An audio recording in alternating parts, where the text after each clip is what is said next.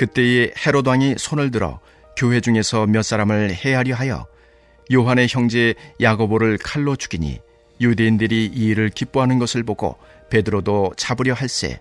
때는 무교절 기간이라. 잡음에 옥에 가두어 군인 내식인 네 배에 맡겨 지키고 유월절 후에 백성 앞에 끌어내고자 하더라. 이에 베드로는 옥에 갇혔고 교회는 그를 위하여 간절히 하나님께 기도하더라. 헤롯이 잡아내려고 하는 그 전날 밤에 베드로가 두 군인 틈에서 두 쇠사슬에 매어 누워 자는데 파수꾼들이 문 밖에서 옥을 지키더니 호련히 주의 사자가 나타나매 옥중에 광채가 빛나며 또 베드로의 옆구리를 쳐 깨워 이르되 급히 일어나라 하니 쇠사슬이 그 손에서 벗어지더라. 천사가 이르되 띠를 띠고 신을 신으라 하거늘 베드로가 그대로 하니 천사가 또 이르되 겉옷을 입고 따라오라 한대 베드로가 나와서 따라갈새 천사가 하는 것이 생시인 줄 알지 못하고 환상을 보는가 하니라. 이에 첫째와 둘째 파수를 지나 시내로 통한 쇠문에 이르니 문이 저절로 열리는지라. 나와서 한 거리를 지나매 천사가 곧 떠나더라.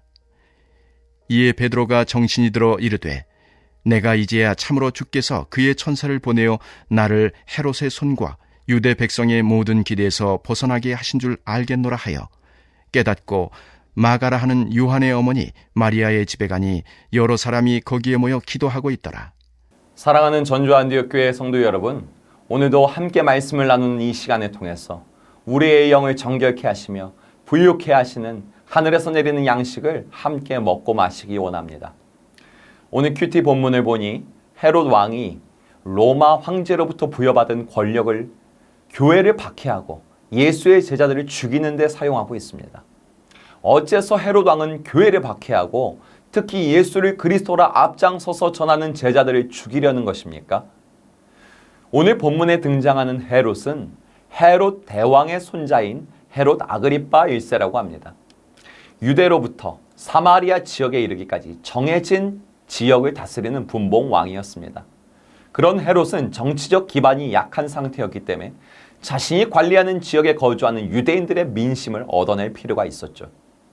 그 방법 중 하나가 교회를 박해하는 것이었고 예수가 그리스도라 복음을 전하는 제자들을 잡아다가 유대인들이 보는 앞에서 죽이는 것이었습니다.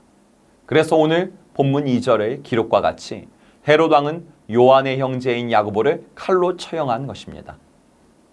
마가복음 10장 38절에 보면 예수님께서 야고보와 그 형제 요한에 대해서 너희가 고난에 쓴 잔을 마셔야 할 것이다 라고 말씀하셨죠.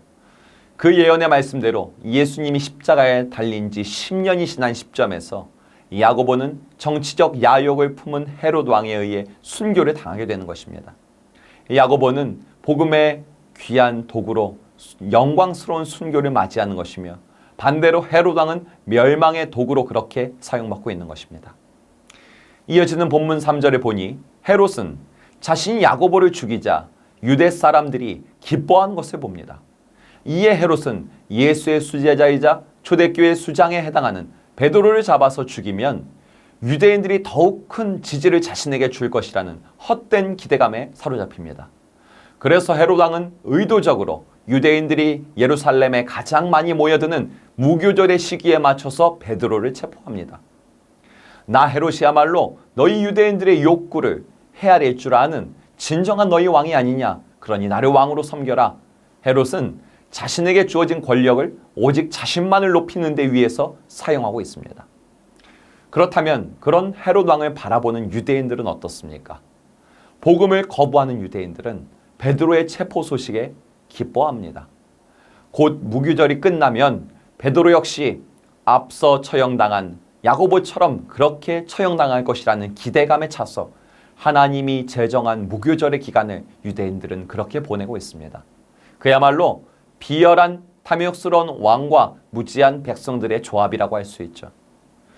우리 성도들은 이 말씀을 통해서 내 안에도 헤롯 왕과 같은 모습이 있지는 않은지, 혹시 내 안에도 무지하고 패역한 복음을 회방하는 유대인들과 같은 모습이 숨어있지는 않은지 돌이켜봐야 합니다.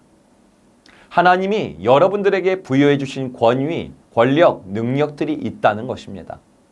기본적인 단위에서는 가정에서 아버지 또는 어머니로 세워졌고, 교회에서는 장로와 권사와 집사와 부장과 구역과 교구장 등으로 세워졌습니다. 나가서 세상에서도 각자 하나님께서 부여한 위치와 지위가 있을 것입니다. 하나님이 여러분들에게 위임하신 각각의 사명의 자리마다 그 위치에 맞는 고유한 권위와 능력, 그것이 존재한다는 것입니다. 그럼 여러분은 하늘로부터 부여받은 그 힘과 능력을 오직 하나님의 영광을 위해서 사용하고 있습니까? 혹시 여러분은 헤롯처럼 헛된 기대감에 사로잡혀 하나님이 부여하신 권세와 능력을 나를 높이기 위해서 사용하고 있지는 않습니까?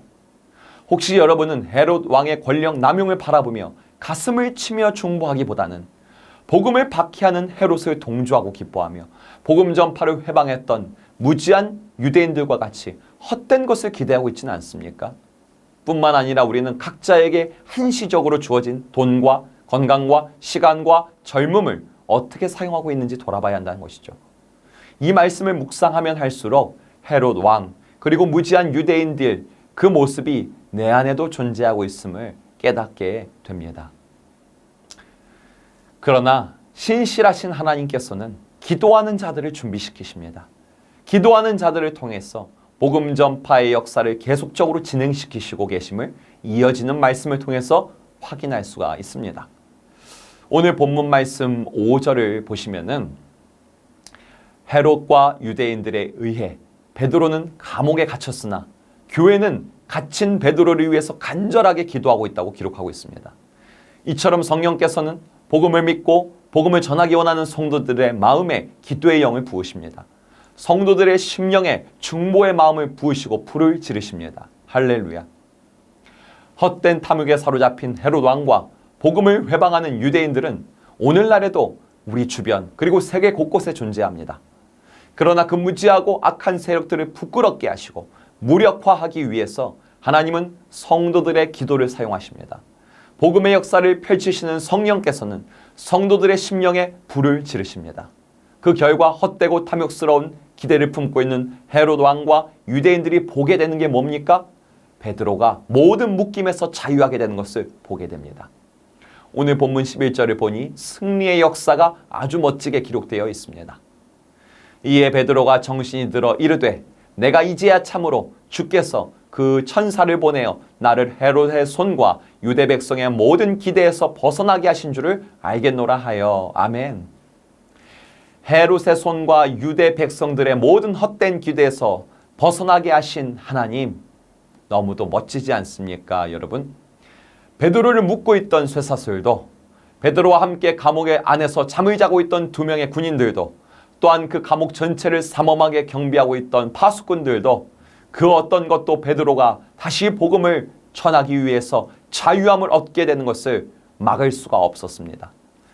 야고보를 처형했던 헤롯 왕이 휘두르는 막강해 보이는 권력을 초라하게 만드는 순간입니다. 예수를 그리스도라 전하던 야고보가 처형된 것처럼 저 베드로도 처형될 거야. 그러면 예수를 따르는 교회는 이제 사라질 거야. 그렇게 생각하고 있던 유대인들의 모든 기대감을 초라하게 만드는 순간입니다. 무교절이 끝나기만 하면 베드로는 처형당할 것이고 교회는 중심을 잃고 사라질 것이라 기대하고 있던 헤롯과 유대인들처럼 오늘날에도 사탄과 귀신들은 그리고 복음을 회방하는 도구로 사용받는 자들은 교회가 무너질 것을 기대하고 있습니다. 그러나 야고보의 순교를 통해 오히려 성도들의 심장에 복음을 타오르게 하셨던 하나님, 베드로의 체포와 투옥을 통해 오히려 성도들을 더욱 하나된 마음으로 기도하게 만드셨던 성령께서는 이번에는 베드로를 감옥에서 자유하게 하심을 통해서 헤롯과 유대인들에게는 패배를, 교회에게는 승리를 안겨주고 계십니다. 아멘. 여러분, 오늘 본문에 기록된 이 영광스러운 승리가 복음을 소유한 우리 성도들이 맞이하게 될 종국적 승리임을 믿으시기 바랍니다. 마지막으로 오늘 본문 12절을 나누고 기도하고자 합니다. 하나님의 사자인 천사의 인도함을 받은 마가 요한의 어머니인 마리아의 집에 도착한 베드로가 목도하게 된 것이 무엇입니까? 여러 사람들이 마리아의 집에서 기도하고 있더라 라는 기록으로 마치고 있습니다. 그렇습니다, 여러분. 예수가 그리스도임을 믿고 복음을 전하는 우리 성도들은 종국적인 승리를 믿는 자들입니다. 지금은 비록 내가 뿌리는 씨앗이 열매를 맺지 않는 것처럼 보일지라도 지금은 비록 저 헤롯과 유대의 권세들이 더욱 막강해 보인다 할지라도 성도는 결코 그 세상 권세 앞에서 사단 앞에서 무릎 꿇지 않습니다. 우리 성도는 종국적 승리, 마침내 승리를 주시는 하나님 아버지 앞에서 무릎 꿇고 기도하는 자세를 계속해야 한다는 것입니다. 베드로를 위해 중보하던 성도들은 베드로가 사망의 세력으로부터 자유함을 얻어 자신들 앞에 나타나게 되는 승리와 응답에 맛보게 됩니다. 이처럼 세상 흔들리고 사람들 변해도 복음을 소유한 우리는, 예수를 그리스도로 믿는 믿음을 소유한 우리는 오직 믿음으로 기도하고 있을 뿐입니다. 한 마음으로 기도하던 초대교회 성도들에게 승리의 응답으로 베드로가 찾아온 사건은 재림하실 예수님을 기다리는 오늘날을 사는 우리 성도들이 기도한다면, 마침내 우리 성도들이 그 기도를 유지한다면 마침내 주님은 승리를 가지고 심판을 가지고 재림하실 것이다. 바로 그것을 약속해주는 말씀인 줄 믿고 우리 오늘도 함께 기도하기에 힘쓰기 원합니다. 함께 기도합시다. 주님이 우리에게 잠시 부여하신 힘과 능력을 오직 주님의 영광을 위해 선하게 사용할 마음을 부어주소서. 마침내 완전한 자유와 승리, 그것을 이루실 재림 예수님을 기다리며 오늘도 기도하도록 성령이여 도우소서. 7, 8월 동안 진행되는 교육부서의 여름 성경학교와 수련회 가운데 성령 충만하게 하소서. 준비하는 교역자분들과 교사분들 그리고 봉사자분들이 하나님의 크신 일을 나타내게 하소서. 또한 해외선교위원회와 캄보디아 단기선교와 의료선교위원회 필리핀 단기선교의 모든 과정에 주님 보호하시고 영광 받으소서. 함께 기도합시다.